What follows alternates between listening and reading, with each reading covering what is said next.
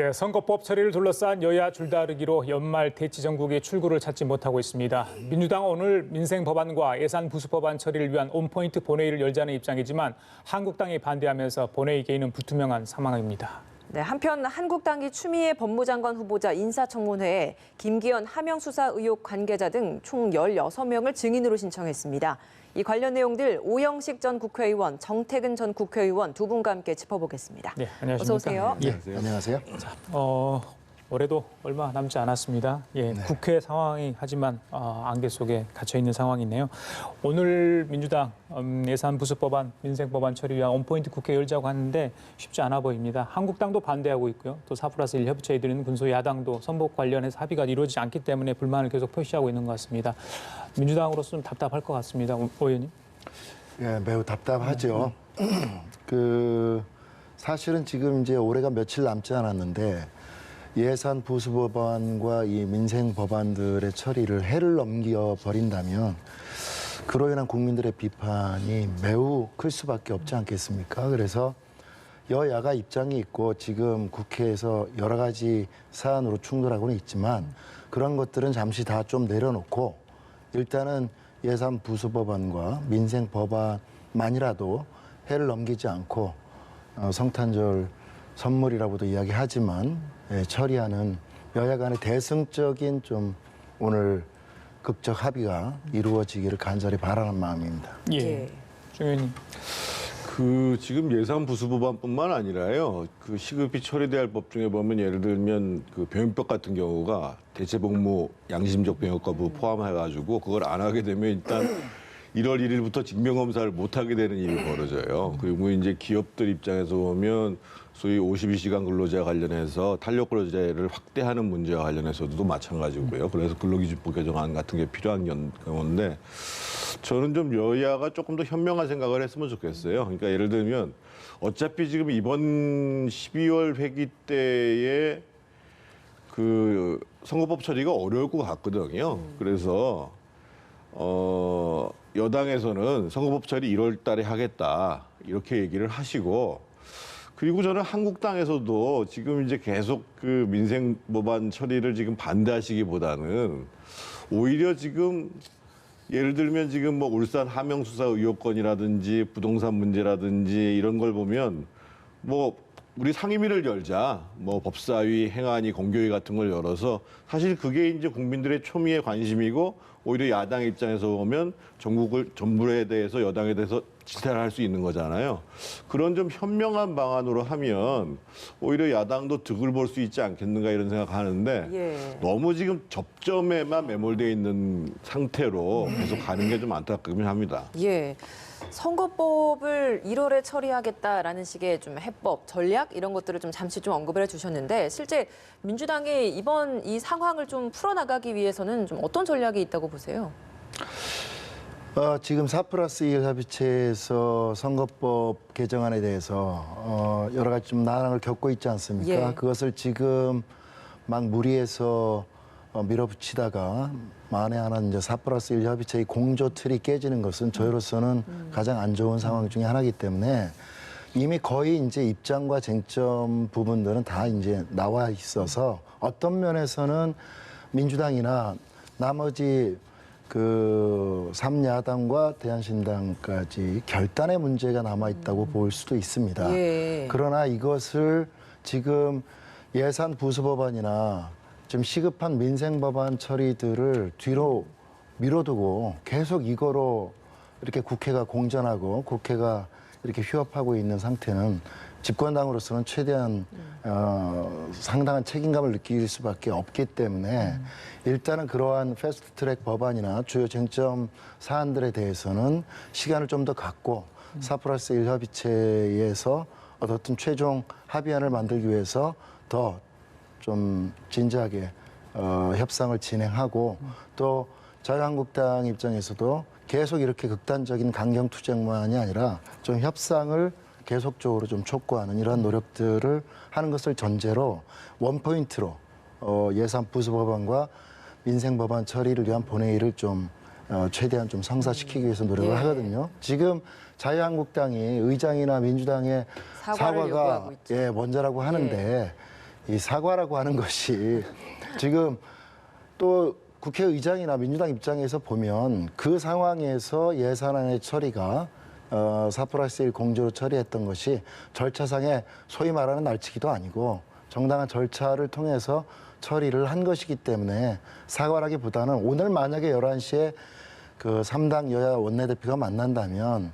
의장님의 어떤 유감 표현 정도로 해서 네, 그 문제는 좀 매듭짓고 자유한국당이 지금은 이 예산 부수법안이나 민생안 처리에 제1야당으로서의 책임 있는 자세를 보여야 됩니다. 지금 이 시점에서도 기존 그 예산안 처리권을 가지고 또 현재 상정을 지금 하지 않는다고 함에도 불구하고 패스트트랙 법안을 가지고 이러한 예산 부수법안이나 민생법안 처리를 자유한국당이 끝까지 반대한다면 정말로 이것은 제1야당으로서 무책임한 모습으로 국민적 비판을 지탄을 저는 피할 수 없다 이렇게 생각합니다. 예. 민주당으로서는 문희상 국회의장의 어떤 그러니까 유감 표현 이후에 한국당이 거기에 대해서 긍정적으로 평가를 해주고 다른 액션을 취할지 모르겠습니다만 문제는 4+1 협의체 안에서 지금 논의가 되는 부분들이 지금 자중 질환을 일으키고 있지 않습니까? 네. 석패율제 그리고 검경 개혁안 검찰 개혁안 먼저 처리하자 이런 얘기를 나왔는데 지금 지난주 상황에서 지금 주말 사이에 아무런 진척이 없지 않습니까? 그렇습니다. 이번 주 아니면 오늘 내일 사이에 달라질 어떤 여지가 있는 겁니까? 좀 더 시간이 필요할 수 있고요. 제가 보기에는 지금 패스트트랙 법안 처리가 연내 처리 전망이 그렇게 썩 밝지는 않습니다. 또 지금 같은 시점에서 최대한 서둘러서 연내 처리를 저희가 노력하겠습니다만 4+1 내에서 좀 더 시간을 갖고 마지막 쟁점 사안들 예를 들면 지금 그 공수처법이나 검경 수사권 조정 문제나 이런 부분들은 거의 좀 협의를 해가지고 어느 정도 합의에 이르러 있는 거거든요. 여전히 가장 중요한 것은 선거법 개정안입니다. 그렇죠. 그 부분들이기 때문에 일단 이 문제를 그 계속적으로 협의해서 최대한 합의를 이끌어내는 것을 전제로 4+1에 참여하고 있는 군소 야당에게는 일단은 예산 부수법안과 민생법안 처리는 우리가 같이 하자 이렇게 설득을 적극적으로 하고자 하는 것입니다. 예. 제가 보기에는 뭐 예산 부수법안과 민생법안 처리가 할 수 있다면 의장님이 사과하시는 거에 인색할 이유가 별로 없어요. 왜냐하면 그 당시에 사실은 이제 순삭감 513조 원의 예산 중에서 순삭감분이 이제 4+1에서 1조 2천억 그리고 이제 한국당에서 1조 6천억 한 4천억 분이 차이가 안 났는데 어차피 지금까지도 사실상 통과 안 된 거면 그 정도 조정해가지고 하루를 지나서 통과했으면은 사실 여기까지는 안 왔거든요. 그래서 그런 문제에 대해서는 더더군다나 지금 특히 이제 몇 가지의 민생 법안과 부수 법안은 중요한 문제이기 때문에 그렇게 좀 넉넉한 자세로 뭐 사과를 하시고 가시는 게 좋을 것 같고. 오늘 그럼 3당 원내대표 간의 만남에서 약간의 유감 표명 이 정도로는 안 된다라는 말씀이신 건가요? 거기서 뭐 유감 표명하고 그 정도면 저는 사실은 한국당 입장에서 보면 아까 예. 얘기했던 것처럼 상임위를 열어야 돼요 지금요. 초미의 관심사인 그 말씀을 드리고 싶고 선거법 문제는 지금 뭐 국민들이 도저히 알기 어려운 내용이긴 한데 지금 이제 어제 오늘 사이에 새로운 얘기가 나온 게 뭐냐면 민주당에서 250대 50도 아니고 현행 의석을 유지하는 것. 예를 들면 이제 지금 지역구가 253, 비례대표가 47. 거기다가 이제 연동률은 30%만 적용하고 석패율은 빼자. 요 안을 가지고 대한신당하고 바른미래당 당권파 그리고 무소속에 있는 사람들과 가지고 하면 통과가 가능하다. 그러니까 156석 정도가 되니까 그래가지고 이제 정의당이나 평화당의 반발을 그냥 넘고 가자 뭐 이런 안도 나와 있는 거고 오늘 아침에 보면 또 이제 그 바른미래당 당권파의 김관영 전 원내대표가 그 최악의 합의안이라도 자유한국당을 끌어들이는 게 좋으니까 예를 들면 뭐 연동률을 20석으로 낮추자 뭐 이런 얘기도 하는데 일단 제가 봤을 때는 그 어차피 지금 그 우리 오영식 의원님도 얘기하잖아요. 연내 처리가 어려울 것 같다고 얘기를 하잖아요. 예. 그러면 그 사이에 시간을 갖고 사실은 한국당까지도 합의할 수 있는 안을 마련하는 시간을 벌고 그리고 이번 임시국회 때 처리 안 한다.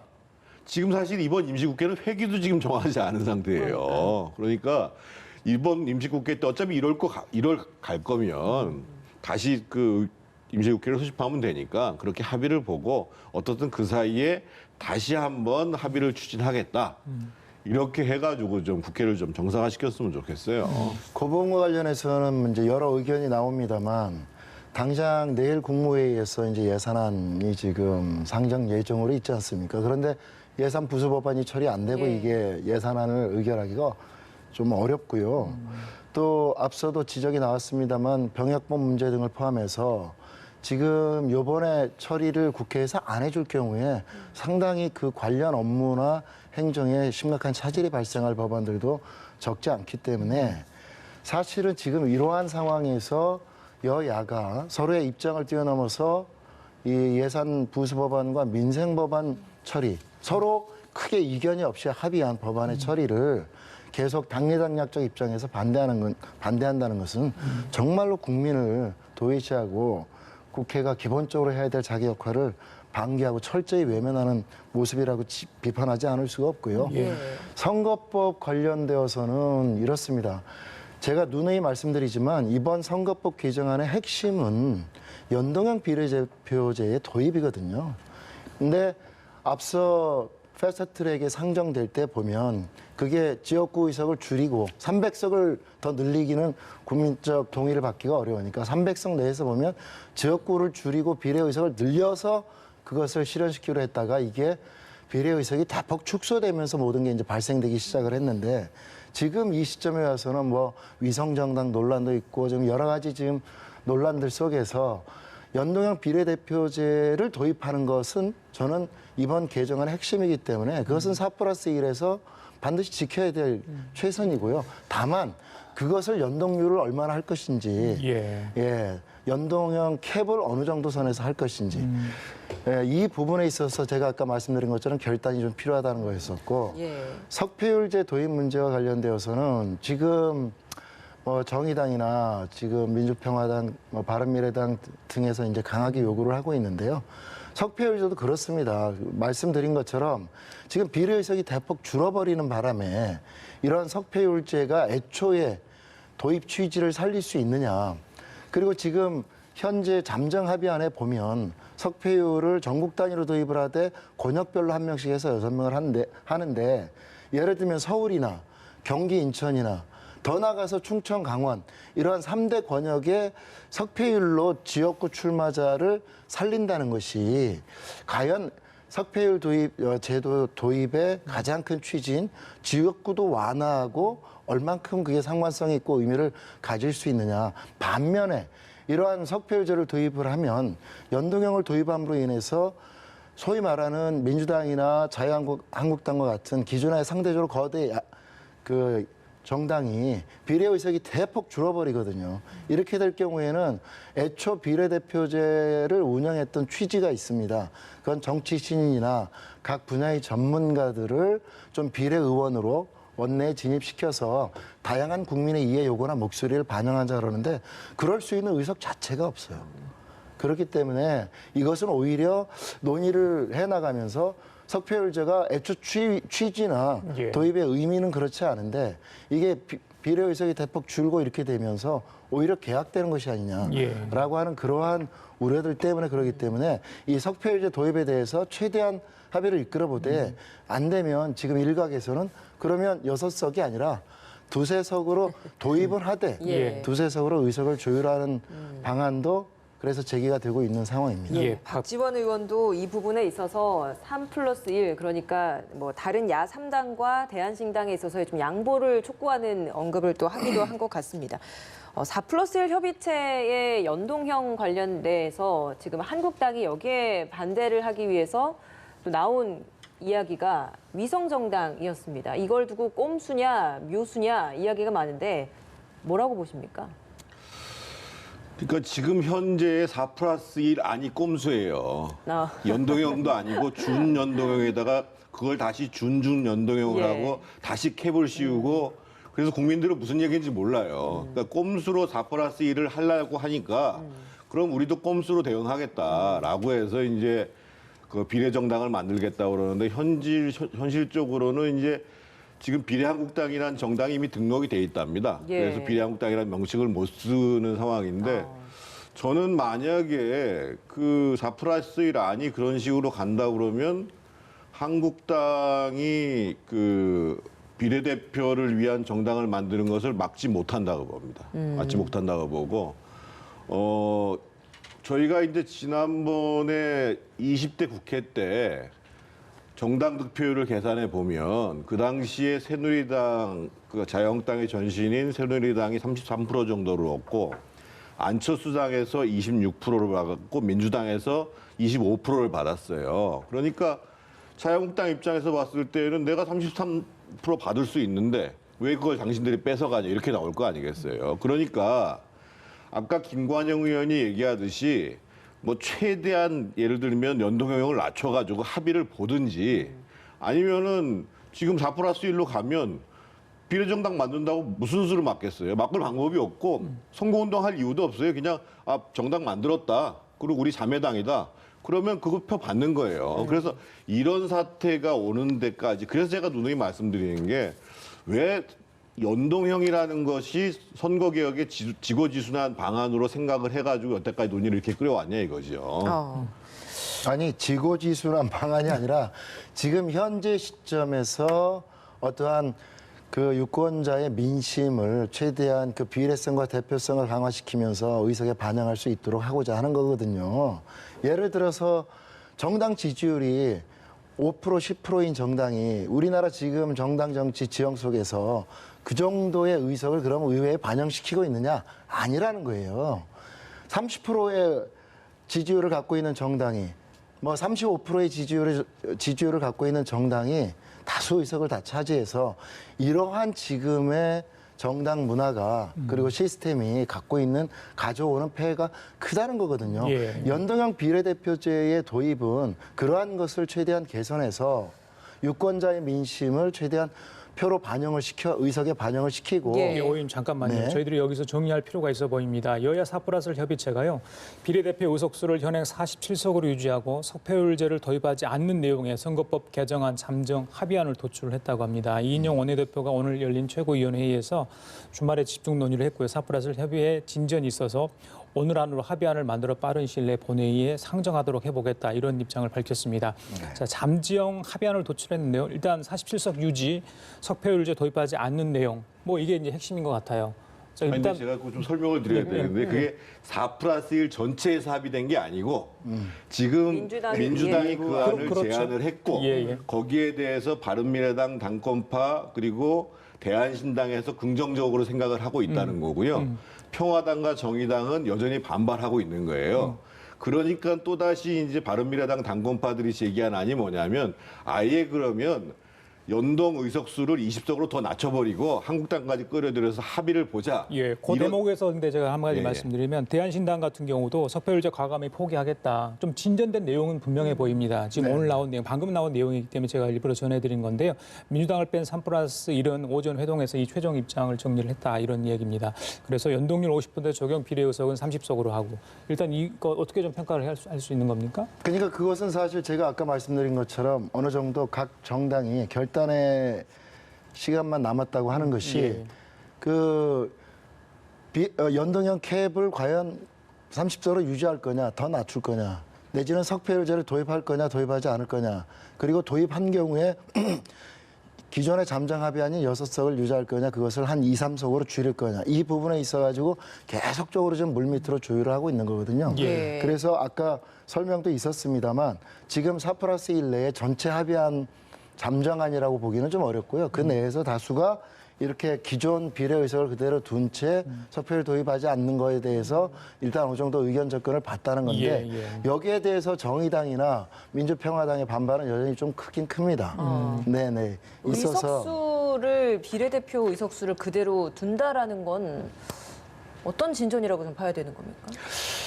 그러니까 결국은 이 연동형 비례대표제의 핵심은 비례의석에 사실 확대하고 맞물려 있거든요. 그러니까요. 근데 이게 이제 원안으로 가면 연동형 비례대표제의 효과가 되게 이제 적어지는 거죠. 그래서 예. 실질적인 연동 비율이 더 떨어지는 의미가 좀 있습니다.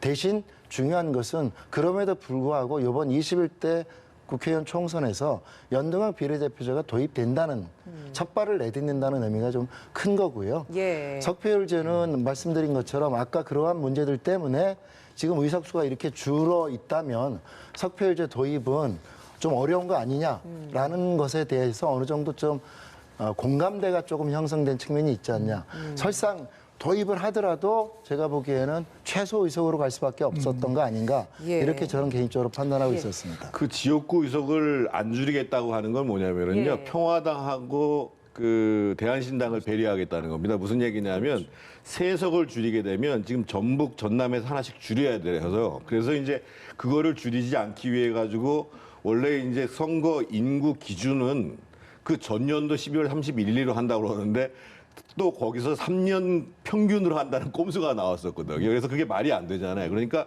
일단 247석, 253석으로 유지를 하게 되면 현재의 호남에서 의석수는 안 줄어듭니다. 그래서 그 문제를 가지고 뭐 바른미래당이나 평화당이나 대한신당을 견인을 하는 것이고 예.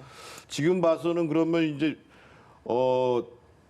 비례의석을 30석으로 하는 거에 이제 합의를 본 거예요. 이렇게 되면 사실은 제가 봤을 때는 자유한국당이 사실은 비례정당을 만든다는 거는 진짜 말도 안 되는 내용이거든요. 예. 말도 안 되는 내용이고 저기 이제 무슨 알바니아 이런 데서나 사실 하는 일인데 말도 안 되는 일이 벌어질 가능성이 있겠는데요, 실제로요. 예, 알겠습니다. 욕을 먹더라도 자기들이 갖고 있는 지난번에 어떻든 뭐 지난번만큼 33%를 얻지는 못하겠습니다만 어떻든 내가 어떤 명분이 있냐면 지금 이 4+1을 합의하는 범여권 의석이 늘어나는 것이다라고 공격을 하게 될 거예요. 비판을 하게 될 거예요. 그러면 예. 어떻든 그것을 저항하기 위한 야권 의석을 늘리기 위해서는 어쩔 수 없다. 이런 명분을 가지고 소위 그 보수 지지층들에게 강경하게 고소할 가능성이 있거든요. 알겠습니다. 근데 이 위성정당 문제와 관련해서는 국민들은 처음 들을 겁니다, 이번에. 사실은 어느 정도 그러한 유사한 사례가 있어요. 예를 들면 18대 총선의 친박연대도 거의 그러한 성격 비슷한 측면이 있어서 그것을 하나의 좀 사례로 이렇게 알겠습니다. 생각한다는 것도 예. 있었는데 예. 근데 이러한 위성정당이 꼭 그렇게 당연히 이러한 연동형 비례대표제가 도입되면 그것을 무력화시키기 위해서 하나의 방안으로 이야기되는데 과연 이것을 보는 국민들은 그걸 어떻게 볼까? 그러니까 잘 됐다. 그쪽에서 바라는 대로 후보 투표는 이쪽으로 하고 정당 투표는 그쪽으로 몰아준다라고 하는 그런 전략적 교차 투표를 할 거냐. 예. 또 내지는 이러한 형태로 선거를 희화화시키는 것이 과연 민주정치에서 올바른 것이냐라고 하는 알겠습니다. 여론의 역풍도 고민해야 된다고 생각합니다. 오늘 본회의의 합의 내용을 담은 선거법 개정안이 상정될 수도 있다. 이런 뭐 긍정적인 지금 전망도 나오고 있는데 상황을 좀 보도록 하겠습니다. 다른 얘기 좀 하겠습니다. 방금 들어온 소식입니다. 검찰이 감찰 무마 의혹 관련해서 조국 전 법무부 장관에 대해서 사전 구속영장을 청구를 했습니다. 서울 동부지검 형사6부가요. 직권남용 권리행사 방해 혐의로 사전 구속영장을 청구했고 영장 실질심사는 오는 26일 열릴 예정이라고 합니다. 글쎄요. 지난번에 검찰에 2번인가 나와서 조사를 받지 않았습니까? 그리고 정무적 책임 이야기를 했고요. 그리고 변호인을 통해서 여러 가지 해명도 했습니다만 결국 사전 영장이 청구됐다. 이거는 어떤 의미로 해석할 수 있는 겁니까? 그 전에 이제 소위 적폐청산 수사를 하면서 그 박근혜 정부의 고위공직자들이 가장 많이 적용받은 것이 소위 직권남용죄입니다. 그런데 이제 조국 전 민정수석은 나의 정무적인 책임만 있다. 즉, 그 당시에 유재수라는 분이 적극적으로 응하지를 않았기 때문에 우리로서는 수사 권한이 없어서 못했다. 얘기했음에도 불구하고 지금 그 당시에 특감반에 있었던 예를 들면 뭐 이임건 특감반장이라든지 뭐 지금 계속 폭로를 하고 있는 김태우 수사관들이 하는 얘기는 비위 사실이 이미 확인이 돼서 뜰 채로 뜨려고 하는데 중단됐다 이렇게 얘기했단 말이에요. 그러니까 상당 정도 비위 사실이 확인됐음에도 불구하고 그것을 중단시켰다고 한다면 예. 그거는 이제 직권남용에 해당한다라고 본 것이고 예. 이 사안은 사실은 이전에 소식 조국 그 장관 후보자 시절에 그 가족들과 관련된 비위 사실보다는 훨씬 중요한 사안이라고 보는 것이고 이전 그 사건을 처리할 때 대부분 다 직권남용을 행한 고위공직자들에 대해서 구속영장을 청구를 했거든요. 그렇게 되면은 제가 봤을 때는 만약에 영장 심사가 이루어져서 구속영장이 발부가 된다고 한다면 반대로 정경심 교수는 보석허가 나올 가능성이 있지요. 그러니까 사실은 자녀들 문제가 있기 때문에 예. 둘을 다 가족이기 구속시키는 때문에. 상황에서 그 재판을 진행하기는 상당히 어려운 점이 있는 것이거든요. 예. 검찰 같은 경우, 아니, 지금 민주당 같은 경우에는 검찰 수사를 좀 더 지켜보고 특검 도입 여부 재검토하겠다 이런 입장이었는데 그렇습니다. 지금 검찰 이런 수사 상황, 진행 상황 좀 어떻게 보고 계십니까?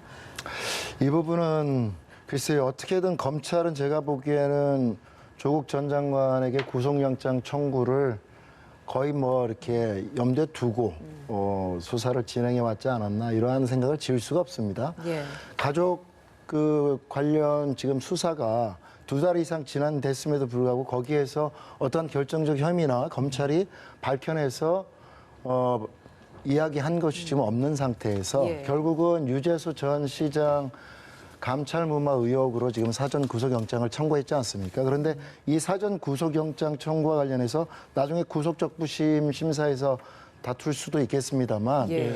수사권을 갖고 있지 않은 당시 민정수석실에서 유재수 전 부산시 경제부시장의 비리를 검찰은 확인할 수 있었고 확인될 수도 있었다라고 이렇게 이야기를 언론을 통해서 흘리는 것 같지만 과연 당시 민정수석실 더 나아가서 조국 당시 전 민정수석이 유재수 전 시장의 비리에 대해서 얼마 정도를 파악하고 그러한 정무적 판단을 했는가 이런 것이 핵심 쟁점이 될 수밖에 없다고 그렇게 생각을 합니다. 예. 정 의원님 이거 마저 여쭤봐야 될 것 같아요. 하명 수사 의혹이 청와대 선거 개입 의혹으로 번지지 않았습니까? 네. 송병기 경제부시장 오늘 오전 11시 30분에 또 기자회견을 한다고 합니다. 어떤 이야기를 할지 수첩 얘기가 계속 나오고 있고요. 그의 진위 공방도 계속되고 있고 상대장은 뭐 부정을 했다 또 긍정도 했다 이게 혼란스러운 모습도 보이고요. 어떻게 봐야 되는 겁니까? 제가 봤을 때 오늘 긴급 기자회견을 하는 것은 오늘 아침 조간 보도하고 관련이 있을 거라고 보여집니다. 예. 조간 보도에 뭐가 나왔냐면 그 대통령께서 그 임동호 그 최고위원의 형제가 정말 문제가 심각하다라고 했던 얘기를 그 메모에 써놨어요. 그리고 또 이제 송철호 그 시장 후보가 아직 안 된 상태에서 12월 달에 단독으로 청와대를 들어갔다 나왔다는 내용이 또 확인이 됐죠. 그래서 아마 이 송병기 부시장 입장에서 봤을 때는 그 메모는 그냥 내가 쓴 거다. 객관적인 사실이 아니고 내가 쓴 것이고 내가 이랬으면 좋겠다라는 내용을 쓴 거다라는 방식으로 해명을 하면서 지금 어떻든 모든 의혹의 초점이 지금 송병호 부시장의 업무 일지에 지금 모여지고 송병기. 있잖아요. 예. 송병기 네. 부시장이에요. 과거에 이제 안종범 일지가 문제가 됐던 것처럼 그러면서 아마 본인에 대한 여러 가지 그 시선 때문에 의혹 때문에 아마 거취 문제도 같이 얘기를 할 가능성이 큰데 지금 오히려 청와대와 관련해서는 핵심적인 문제가 지금 임동호 최고위원 얘기가 오락가락하고 있거든요. 언론에다 얘기를 할 때는 분명히 2018년 2월 달에 한병도 수석이 고배 총영사 가라라고 제안을 했다라고 얘기를 했다가 나중에는 그게 아니다 또 이렇게 얘기를 했단 말이에요. 그래서 만약에 실제로 청와대에서 불출마를 조건으로 해서 어떠한 자리를 제안하거나 권유를 했다고 한다면 그거는 이제 공직정보법 57조 5항, 6항에 보면은 경선 과정에 있어서 그런 대가를 주거나 알선을 하거나 권유를 하거나 제안을 하게 되면 상당히 중한 처벌을 받도록 돼 있습니다. 그래서 앞으로 이제 그 임동호 최고위원의 진술을 검찰이 수사로서 어떻게 밝혀낼 것인가 이게 이제 청와대의 하명 개입과 관련해 가지고 상당히 중요한 문제로 대두될 것 같습니다. 예. 근데 저는 이 부분과 관련돼 가지고 말씀을 드리기 전에 꼭 하나 지적하고 싶은 게 지금 방금 전에 이제 송병기 전 부시장 메모 이야기 나왔지 않습니까? 예. 이게 꼭 특정 언론을 통해서 단독으로 나와요. 예. 그리고 이 지금 송병기 전 부시장의 이 업무 일지의 내용들을 누가 이렇게 다 이렇게 접근해가지고 이렇게 그때그때 보도를 할 수 있는지 도대체 이 루트와 경로가 어떻게 되는지 내가 상당히 궁금합니다. 나중에 어느 시점에 그게 특검이 됐던 또 어떤 절차가 됐던 예. 이 지금 이 수사와 관련되어 가지고 거의 검찰발인지 아니면은 뭐 언론 기자들의 취재 결과인지는 모르겠습니다만 이렇게 주요 증거물이라고 할 수 있고 수사 자료라고 할 수 있는 내용들이 특정 언론을 중심으로 이렇게 단독 보도 형태로 계속 보도되고 있는 거 이거에 대해서 꼭 문제를 지적하고 싶고요. 두 번째는 이 송병기 부시장의 오늘 아마 기자회견은 그동안 수사해왔던 것과 수사받았던 것과 언론에 보도되는 내용들에 대해서 본인의 입장을 정리해서 아마 밝히는 기자회견으로 알고 있습니다. 그리고 더 나아가서 지금 상황에 대한 책임으로 본인의 거취 문제도 아마 거론할 거로 이렇게 알고 있거든요. 그래서 지금 이 업무 일지에 적혀 있는 그 메모들이라고 하는 것이 어떠한 구체적인 사실관계를 적시해가지고 적어놓은 거로 보기 쉽지 않거든요. 우리가 업무 일지 적을 때 본인이 수첩에 적을 때 사실관계를 기승전결로 내지는 육하원 측에 따라서 적는 거하고는 다른 문제이지 않습니까? 그래서 거기에 어떠한 문장이 있다 그래가지고 이것을 보도내면서 일정한 방향으로 해석하거나 일정한 방향으로 여론을 몰아가는 이러한 보도 행태 저는 결코 바람직하지 않고 이러한 보도 행태들은 좀 자제했으면 좋겠다라고 하는 말씀을 드리고 싶습니다. 하명 수사 의혹이 결국 이렇게까지 이제 번지는 상황인데 검찰 수사를 받던 때와 또 법원의 영장 실질 심사에 법정에서는 상황하고 좀 다르지 않습니까? 전직 법무부 장관으로서의 그런 상황 관련 내용에 대해서 어떻게 조국 전 장관이 충분히 해명할 수 있다고 보십니까? 지금 해명이 쉽지 않죠. 본인이 해명이 쉽지 않으니까 사실은 정무적 책임을 지겠다라는 형태였거든요. 그러니까 그 전에 예를 들면 박형철 비서관이나 백원호 비서관의 이제 그 언론 보도를 따르면 아 그거 다 조국 장관이 결정한 거다. 그러면 사실은 조국 장관이 깨끗이 책임지면 되는데 지금 아까 말씀하시는 대로 나는 감찰을 할 수 없기 때문에 어쩔 수 없이 더 이상의 감찰을 응하지 않기 때문에 정무적 판단을 한 거다. 그런데 실제 얘기로는 많은 전화가 왔기 때문에 그렇고 검찰 입장에서 보면 그러면 그 전화를 한 사람들은 도대체 어떤 영향을 미친 것인가를 판단해야 되는데 이미 객관적으로 드러난 사실이 뭐냐면 지금 그 유재수 부시장의 영장을 청구할 때 나온 상당 비리는 다 나온 내용이고 이미 그 당시 감찰할 때 마지막에 감찰이 중단된 거는 이 유재수 부시장이 해외에 있는 부인과 자녀들한테 송금한 계좌 내용을 가져오라고 그러니까 그때 잠적을 한 거였거든요. 그런 거로 봐서는 제가 봤을 때 조국 장관 그 당시 정무수석이죠. 정무수석의 결정이라는 거에 대해서 민정수석에 대해서 민정수석의 합리적 해명하기가 굉장히 어려울 것 같다 이런 판단이 듭니다. 알겠습니다. 지금까지 오영식 전 국회의원, 정태근 전 국회의원 두 분과 함께 여러 이슈를 다뤄봤습니다. 오늘 말씀 잘 들었습니다. 고맙습니다. 감사합니다. 감사합니다.